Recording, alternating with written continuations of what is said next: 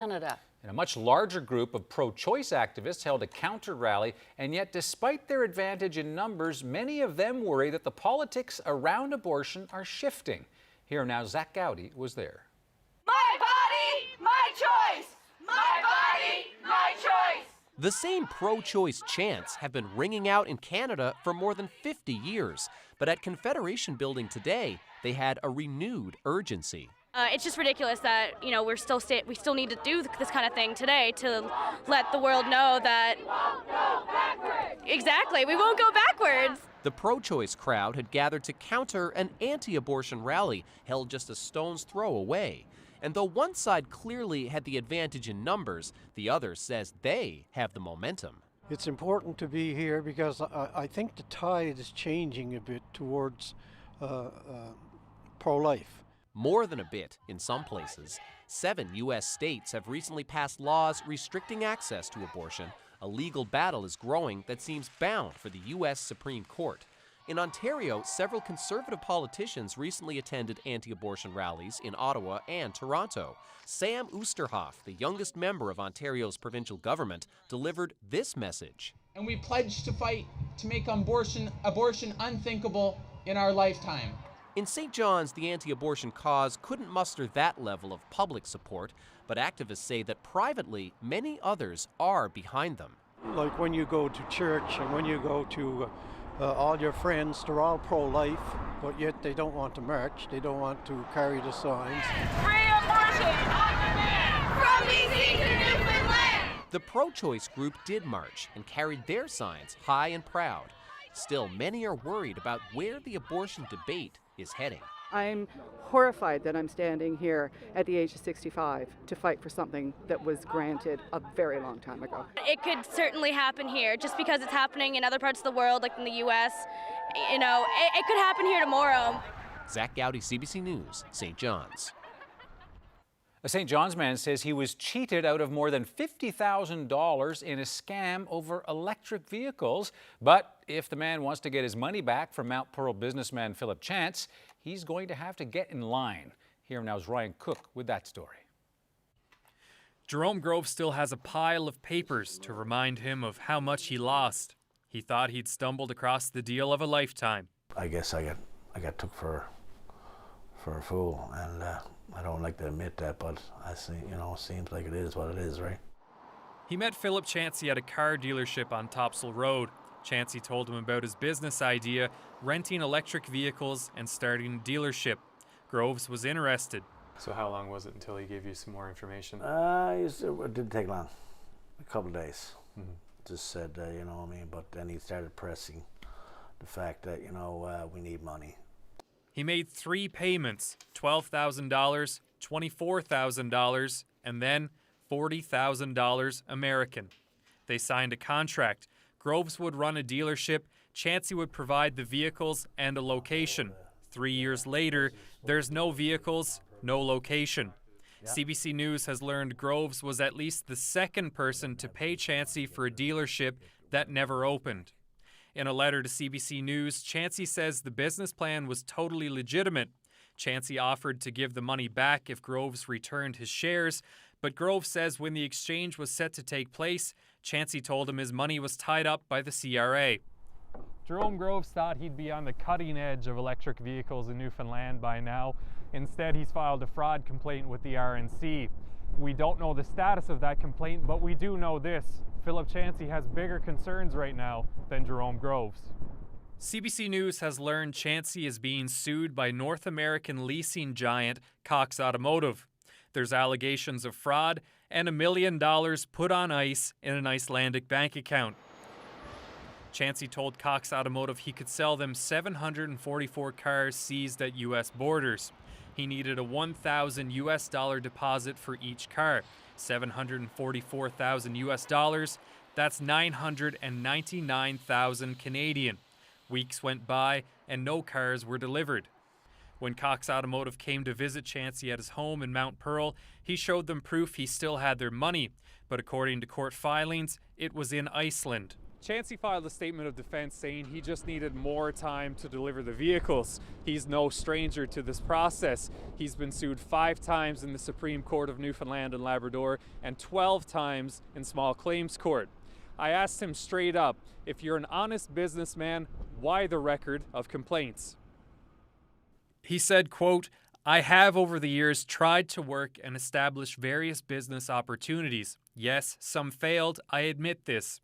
Throughout the country, numerous people have tried and failed. I am one of them. The key is to never give up."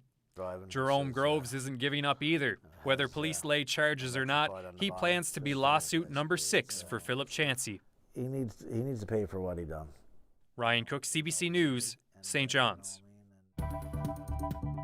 I saw Beaton Tulk, as I said, I was a young political assistant. He'd walked in and said, "I'm going to be the next member for Fogo," and when he left, I said to myself, there goes the incredible Tulk. Remembering Beaton Tulk. Still ahead tonight, we look back at the life and career of a former premier who passed away today at the age of 75. Canada's Environment Minister is in the province tonight talking about why people here should worry about climate change. Catherine McKenna met in St. John's with local municipal leaders. They talked about the latest report that says the country's climate is changing dramatically. Canada is warming up twice as fast as the global average, 3 times as fast as in the north. McKenna says rising sea levels are also a big concern, especially for coastal communities in places like Newfoundland and Labrador.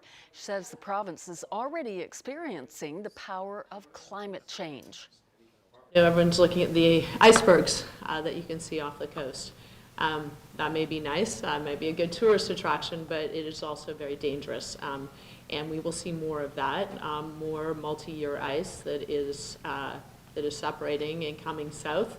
That's an issue for folks who are out in the waters. And then there are storms. Last year, Newfoundland had the most powerful storm in the whole world on a particular day. I think you all remember it, which meant that there were power outages, there was impact with debris flying, and storm surges. That's something that we're going to see more and more often. Once in 100-year storms are happening often every 10 or even 5 years. Now, after she met with the mayors, Catherine McKenna came by our studio to give us a little more insight about the changing environment and the balancing act between environmental stewardship and the province's offshore oil industry. My full interview in about 15 minutes.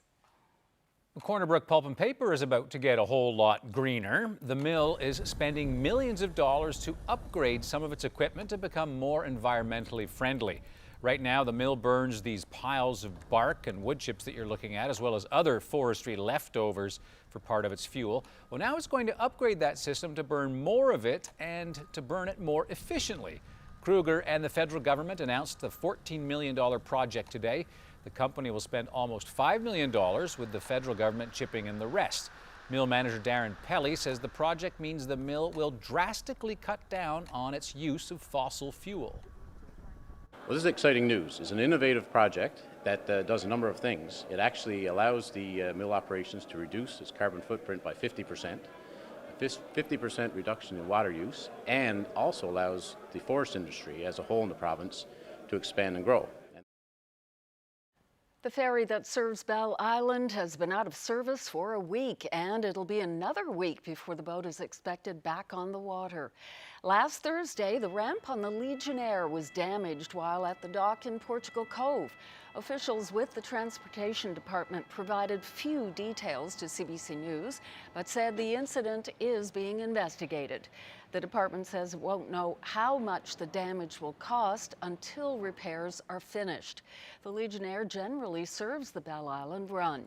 The Flanders is now sailing there on an enhanced one-vessel schedule.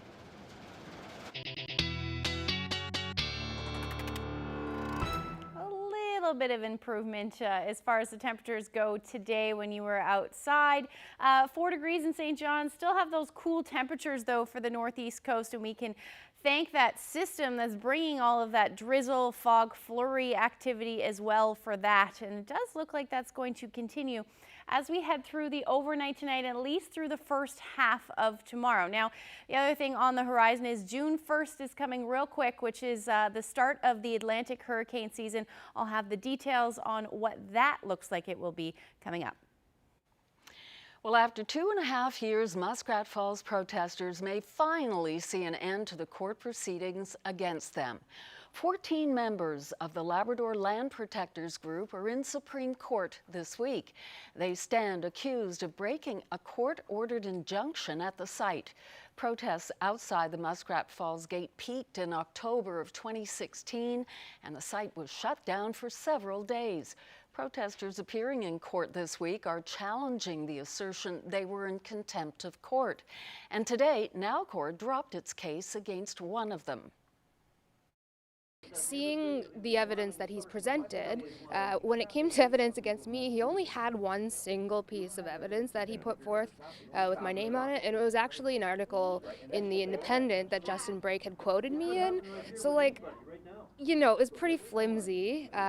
So once I realized that that was all they had against me, I was kind of like, I don't expect it to really amount to anything, but it's good to finally, like, get that off my shoulders, you know. And those proceedings will continue tomorrow. Well, 6 years after authorities intercepted his mail, a St. John's man who ordered a sex doll has been found not guilty on all charges. 54-year-old Kenneth Harrison was charged with possessing child pornography, mailing obscene matter, and 2 federal charges of smuggling and possession of prohibited goods. Mark Quinn reports. Judge Mark Pike ruled the doll sent to Harrison's address is child pornography. But Harrison argued in court that the doll the federal authorities seized was not the doll he ordered in January 2013. Pike said there was reasonable doubt that Harrison intended to buy a doll resembling a child and found him not guilty on all charges. Outside the courtroom, Harrison declined to speak with reporters. His lawyer spoke for him. Mr. Harrison wishes to say he's relieved that this matter is over with, and that his advice to people is to be careful as to what you order online from here on in. Harrison testified he did a Google search of the term sex doll and chose the photo that showed the most male-like face to resemble his son, who died in 1986 but would have been around 25 in 2013. Pike called Harrison's explanation incredible, but said the Crown hadn't proved Harrison intended to buy a doll resembling a child. A child advocate who came from Ontario to hear the verdict said it was disappointing. He ordered it, and the proof is all there recorded, documented, but because of the reasonable doubt factor, he gets a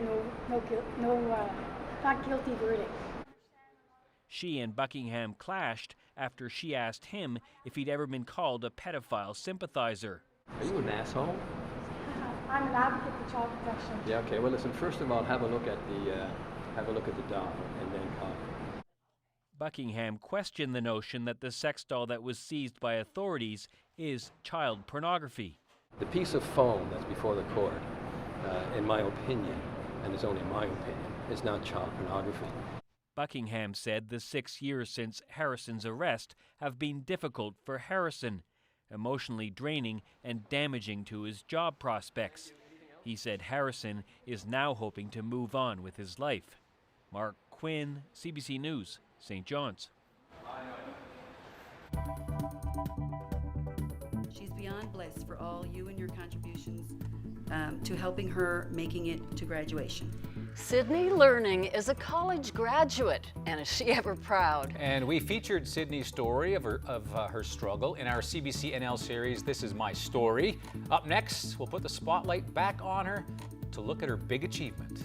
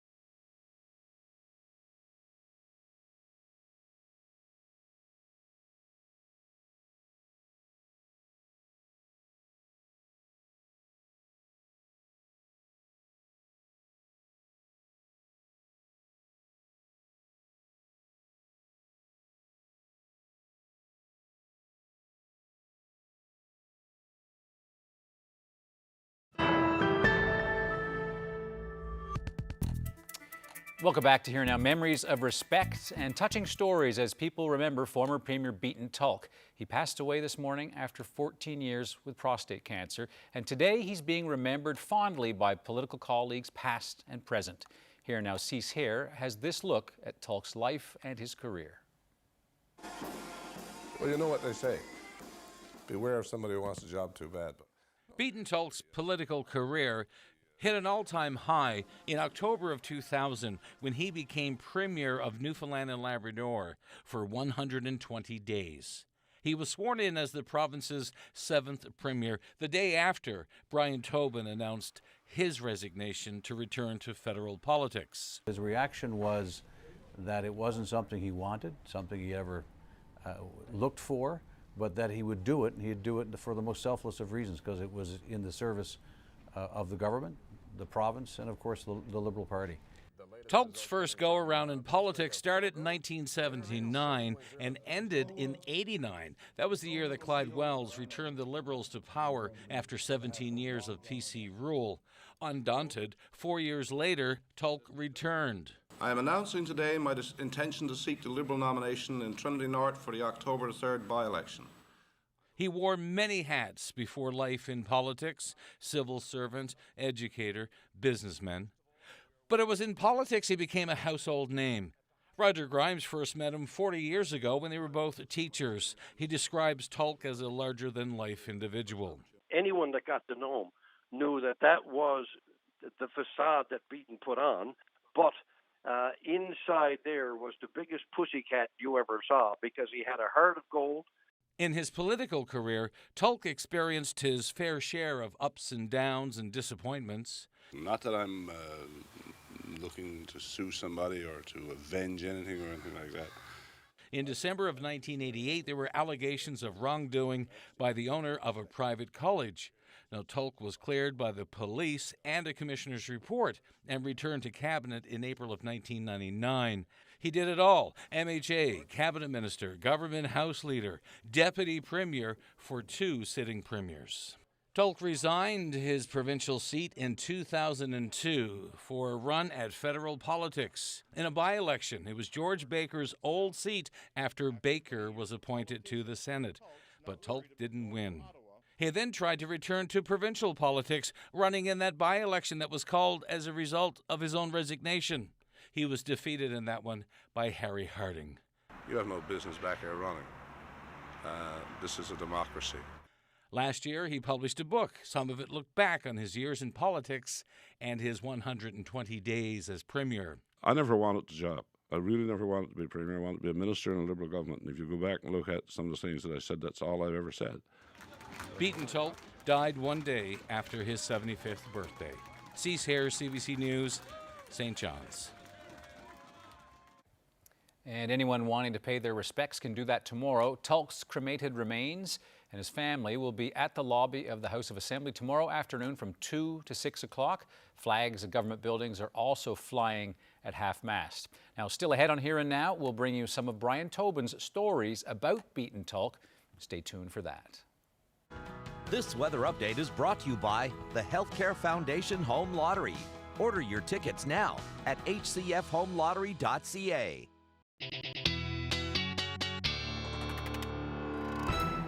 Still chilly out there today, Yes. Ashley. You said it was slightly better. Just slightly, a couple more degrees. Yeah. We were only sitting at 2 Didn't yesterday seem here. Yeah, I know, it didn't seem better, but Yeah. there was no snow this morning when we woke up. True. True. So we'll take what we can get. Small blessing. That's right. But, you know, what else is around the corner is June 1st, which is the start of hurricane season. And the numbers came in as to what we're going to expect. So we'll take a look at those numbers right now. NOAA and Environment Canada are projecting about 9 to 15 named storms. So that's about normal. And then 5 to 9 of those will become or could become hurricanes, and then 2 to 4 of them major hurricanes. So how they get these numbers is on a couple of things. The main factors are water, so water temperature, because that's the fuel for the hurricanes. The warmer the water, the more fuel. And then the other is the wind shear. Wind shear, little wind shear helps those storms develop. And then when you have wind shear, it breaks them apart.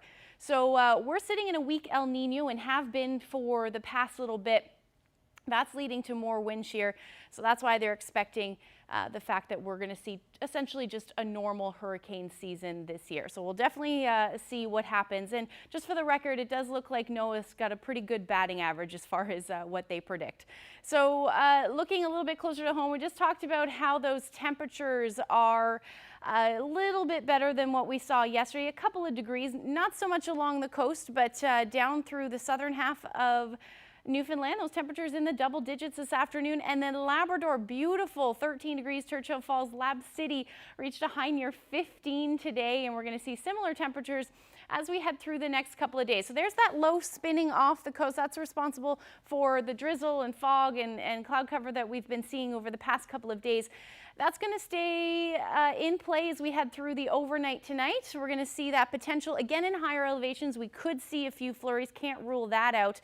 But overall, we're just looking at that drizzle and fog as well as showers overnight tonight. Those temperatures between 1 to 3 degrees again in that northwesterly flow, with gusts between 30 to 50 kilometers per hour tonight. Same thing for coastal Labrador. Nain should stay clear, and then through to Lab City as well, hovering around the 0 degree mark. Now, tomorrow, that low will eventually pull away, which is going to be good news for most of the island, where we're going to start to see some clearing skies, especially towards the evening and overnight hours, or afternoon hours, rather. Along the coast, though, that will be closer to the evening and overnight hours, but eventually we will start to see some clearing. Labrador going to hang on to that messy weather through coastal portions. So temperatures will recover quite nicely, though, or at least a couple more degrees than what we're seeing today, between 8 and 9 degrees, or 7 and 8 degrees rather. Marystown, another warm day, 13 degrees. We're going to see those warm temperatures even through central as well. Grand Falls, Windsor, Gander between 10 and 13 degrees, and then heading towards the west coast, plenty of sunshine. Temperatures in Corner Brook, 14 degrees tomorrow, and it does look like plenty of sunshine. 10 for St. Anthony, and then Mary's Harbor, and essentially up the coast is where we're looking at those temperatures in the single digits, cooler for Makkovik, and 16 beautiful degrees tomorrow for Lab City, and plenty of sunshine. Happy Valley Goose Bay should see similar temperatures there as well. Towards the weekend, it looks like we're in for a good one, but I'll have all those details coming up in a bit.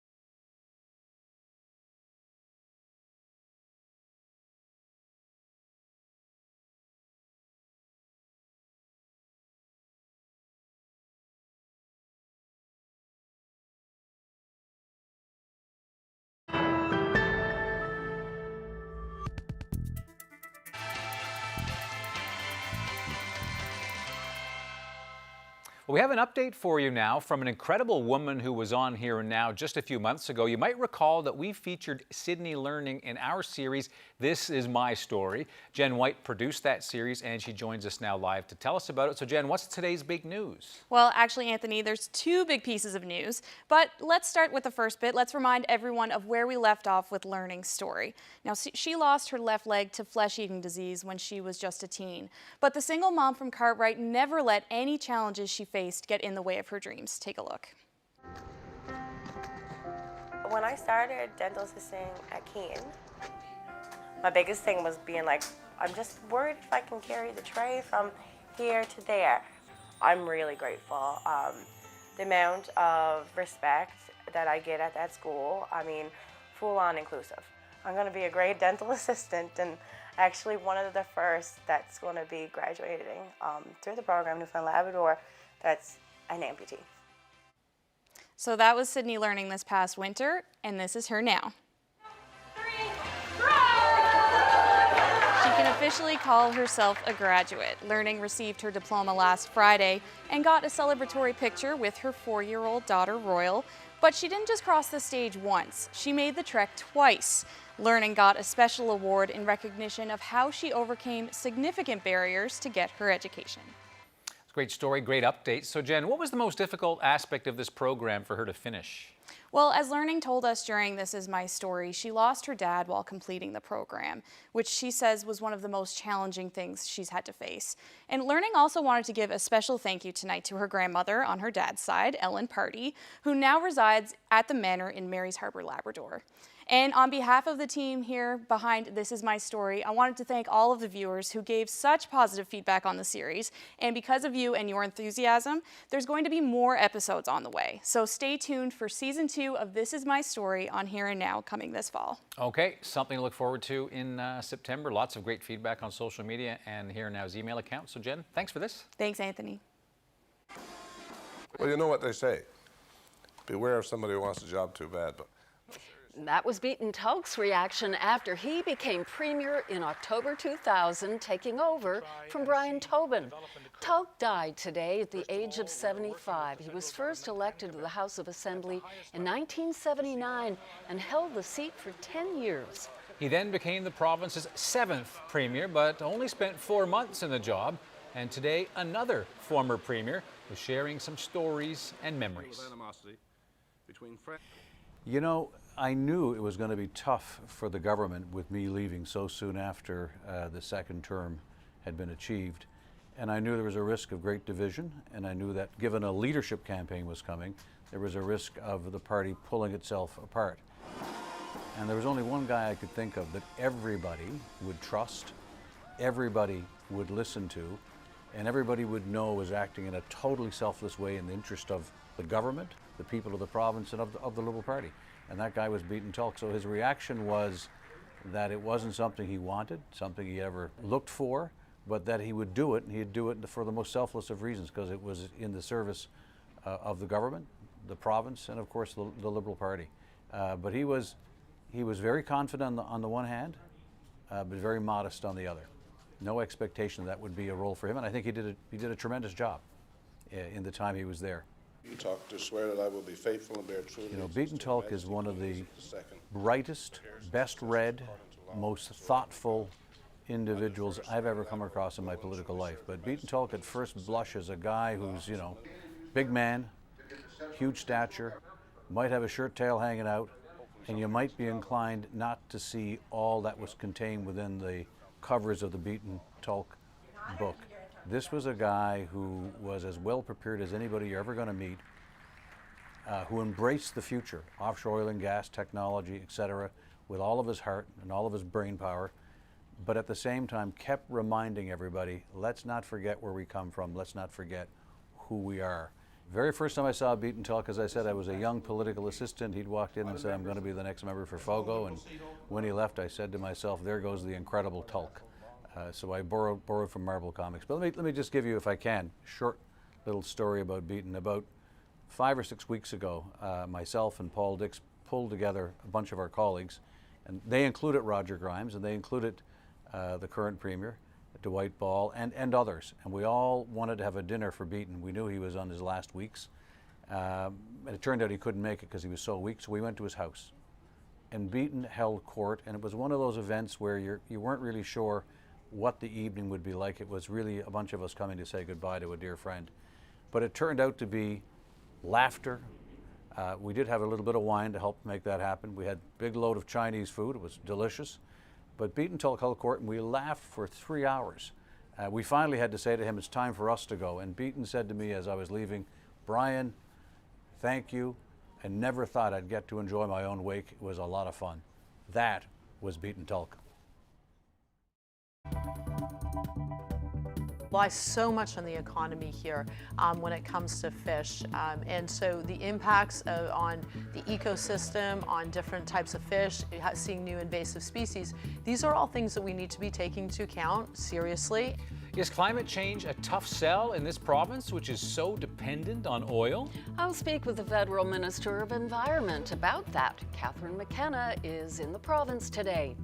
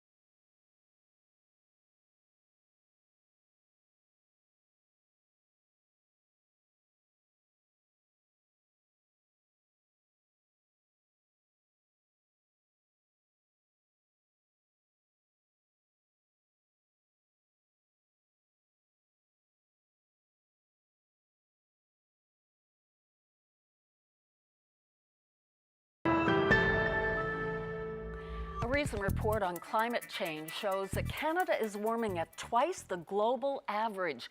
That's raising the alarm about the need to act now to mitigate things like the effect of rising waters on coastal communities and ocean changes, which will impact sea life.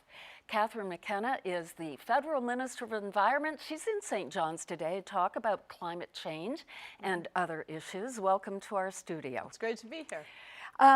You have been meeting with scientists and members of various municipalities. What are you hoping to achieve by these interactions? Well, we had a really good meeting this morning with Mayor Breen and also other mayors, local municipalities, talking about this report. And having a scientist there, I think, is really important because we need to be making decisions based on the science, and it shows that climate change is accelerating. That we're warming at twice the global average, and we got to adapt to the impacts of climate change because there's no going back, and we have a choice. The choice is, are we going to be serious as a country, as a world, to tackle climate change, to mitigate the worst impacts, or are we not? And then we're going to see even more extreme impacts of climate change. Those municipal leaders, did they say they're already seeing the impact? Well, absolutely, and you know that. So, I mean, there's a number of examples. So even take the icebergs. So I know everyone's looking at the icebergs thinking they're great. Icebergs are also very dangerous if you're out in a ship. And the reason we're now seeing multi-year ice that's coming south, that it is, getting disconnected, coming out. That's an impact of climate change.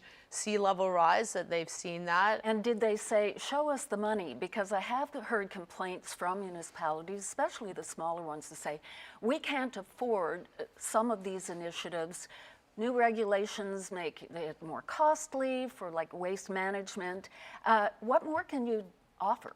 Well, I mean, we have stepped up. We were the only, when we were in the last election, we were the only party who said we are going to make significant investments in infrastructure. So yes, they raise wastewater.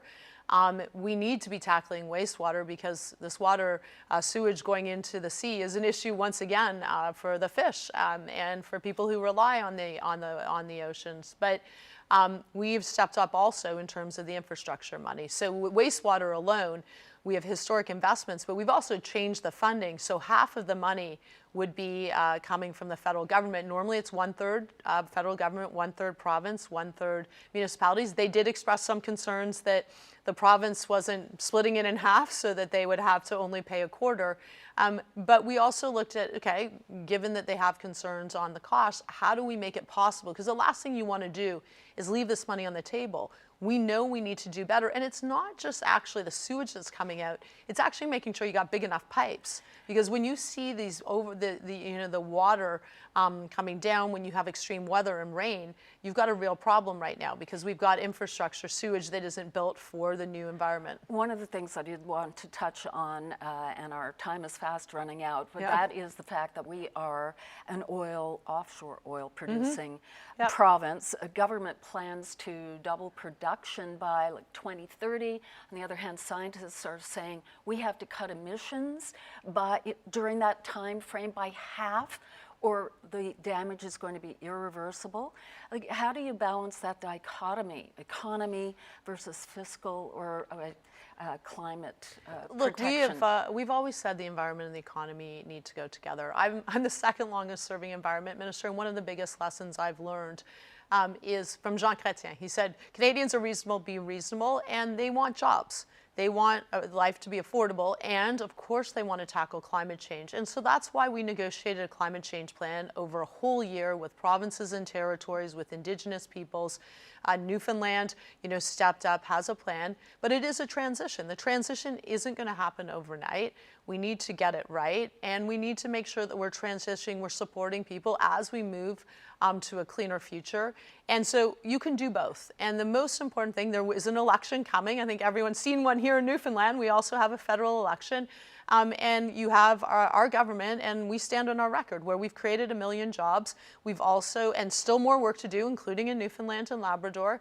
But we also have been serious and have a plan to tackle climate change. On the other hand, you have Premier Ford in Ontario, Andrew Scheer, the federal leader, who want to take us back to the time of Stephen Harper.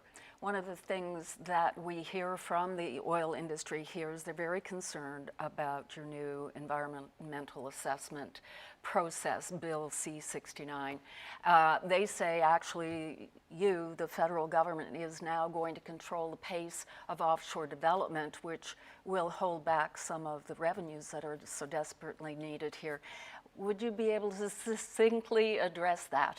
Well, I mean, it's actually the opposite. That their concerns are exactly why we need to rebuild environmental assessments, that they were gutted under the Harper government, and it is taking a long time. I've heard those concerns. We've heard that as a government. That's why we're saying we're doing now a regional assessment for exploratory wells. Once you've done that, you won't have to do an environmental assessment for each exploratory well, that the offshore board will be the regulator in charge. We've also got a new office here. I visited it today, first time ever. We've got an office here for the Canadian Environmental Assessment Agency in Newfoundland and Labrador to talk to industry, to talk to folks so that we can get that input. The whole goal is to have a much better system, yes, based on robust science. I think people want to make sure that they can have trust in environmental assessments, but also so good projects can go ahead in a timely way. You can do both. We're working really hard on that. It's in the Senate right now. We said we're welcoming amendments because we have a $500 billion opportunity over the next decade. I want that investment to come here to Canada to show that we have a system that works, that is timely, that ensure good projects go ahead in a sustainable way. And I think we will get there. That's the plan. And I think the uncertainty of not having this bill go through would be terrible for investment. Catherine McKenna, thank you so much for spending time with Here Now. Great, thanks. Well, a major moment today for reconciliation with Indigenous people and a historic moment in Canadian history. The Prime Minister was in Saskatchewan to right a historic wrong. And during a ceremony filled with symbolism, Justin Trudeau apologized for the unfair treatment of an important Cree chief more than 130 years ago and to exonerate this historic person of treason. Bonnie Allen has more on the true legacy of Chief Poundmaker. A symbolic climb up a steep hill, the same path government forces took 134 years ago to ambush Chief Poundmaker and his people. Today, the Prime Minister comes in peace, armed with an apology and the exoneration of Chief Poundmaker. On behalf of the Government of Canada, to confirm without reservation that Chief Poundmaker is fully exonerated of any crime or wrongdoing. Redemption at last. What happened today here we will never forget. In 1885, Canada was in the midst of its first and only civil war, the Northwest Rebellion, led by Louis Riel and his Métis supporters. But Chief Poundmaker, like most First Nations leaders, tried to stay out of it. After a military ambush at this site, Chief Poundmaker stopped his warriors from chasing after the retreating Canadian soldiers, likely stopping a massacre. But he wasn't celebrated as a hero. He was convicted of treason felony. It was a real smear job. Blair Stonechild co-authored a book that revealed the Canadian government had an ulterior motive to prosecute First Nations chiefs. The government's agenda essentially was to gain control over Indigenous people. It had nothing to do with justice. Poundmaker's incarceration and death soon after was followed by decades of government oppression and a legacy of distrust between non-Indigenous and Indigenous people. You know, when people heal and forgive, it's after an apology. Breaking that silence of the truths of the history of the Indigenous peoples of these lands. Breaking the silence. Breaking the silence, writing the history books. This moment doesn't erase that, but it was embraced as a moment of truth and reconciliation. Bonnie Allen, CBC News, Poundmaker, Cree Nation, Saskatchewan.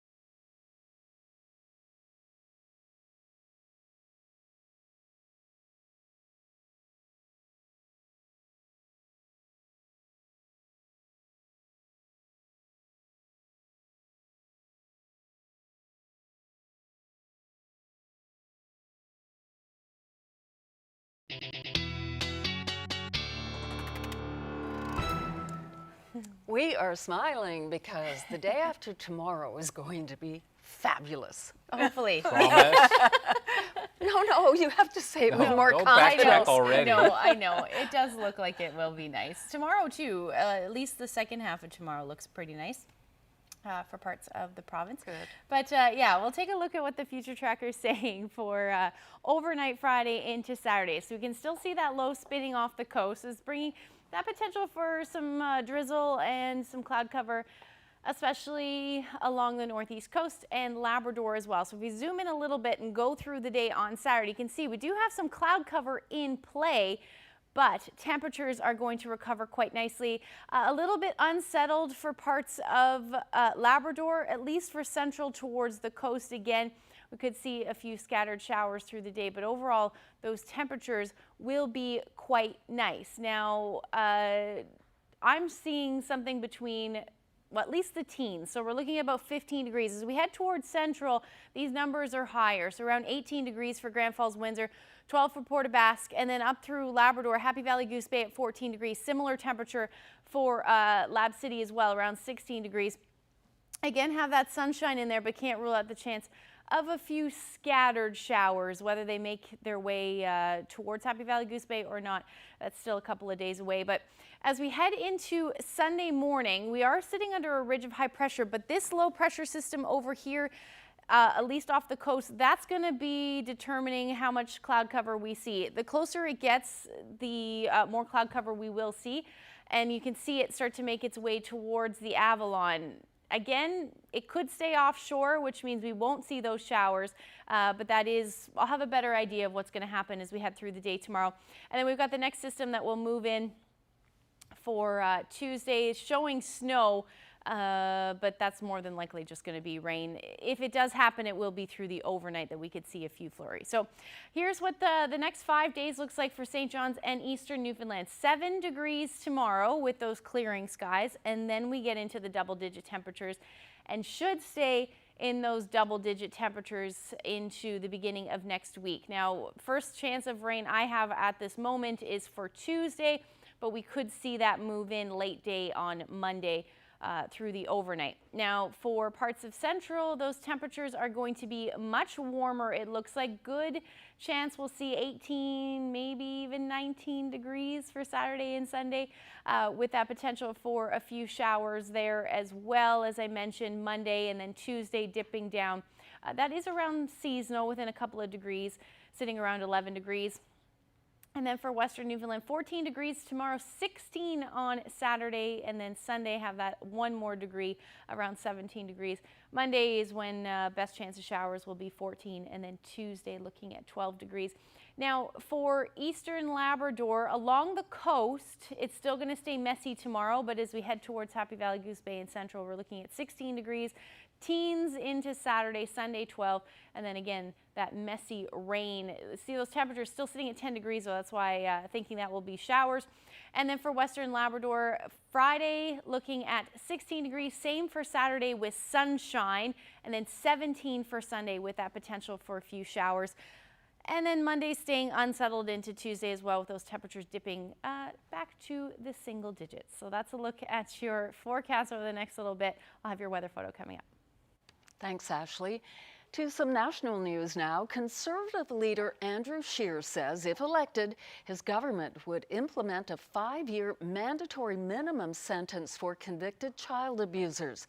The opposition leader said he would ensure the seriousness of the abuse was considered as part of sentencing decisions.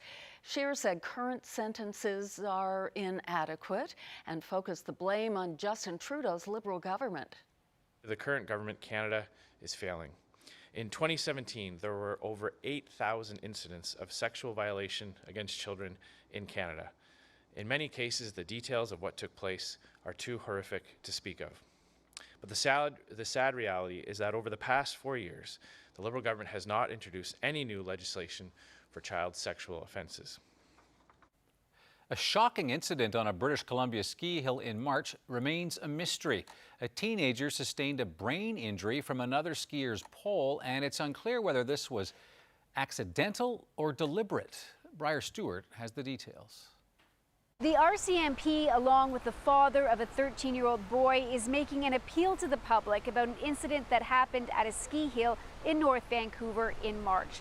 Now, it happened March 30th on Grouse Mountain. 13-year-old Max Keel was there skiing. It was spring break. He was with a friend, and his family says that he was going down a run when at one point he came very close to an adult male skier who Max had described as skiing erratically. He said that Max had veered to avoid him, but this adult had decided to, quote, throw his pole at Max.